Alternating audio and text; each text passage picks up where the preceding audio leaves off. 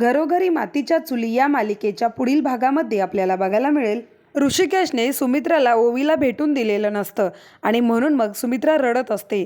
त्यावेळेला आजी मुद्दामच सुमित्राचे कान भरत असते आणि सुमित्राला म्हणते, तू तुझं आई पण निभावलंस, पण मुलगा म्हणून ऋषिकेश नाकारता निघाला. तर तिकडे जानकी चिडलेल्या ऋषिकेशची समजूत घालत असते. जानकी ऋषिकेशला म्हणते, एक आई म्हणून त्या तुमच्या बाबतीत चुकल्या असतील, पण एक आजी म्हणून त्या बरोबर असतील ना? त्यावर ऋषिकेश म्हणतो, गुन्हा हा गुन्हाच असतो. परिस्थिती काय आहे हे माहीत असून सुद्धा त्या तुला मदत करायला नाहीच म्हणाल्या ना?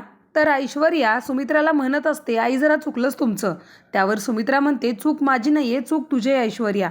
तू माझ्याशी खोटं बोललीस, माझी दिशाभूल केलीस आणि ते मी कायम लक्षात ठेवीन. आणि सुमित्राने असं बोलल्यानंतर ऐश्वर्याला चांगलाच मोठा झटका बसतो. तर ऋषिकेश मात्र ऐश्वर्यावर आणि तिच्या बापावर खूप चिडलेला असतो. ऋषिकेश जानकीला म्हणतो, आता त्या ऐश्वर्याला आणि तिच्या त्या सडक्या बापाला चांगलाच धडा शिकवणार आहे मी. आणि असं म्हणून ऋषिकेश खूप रागाने घरातून निघून जातो.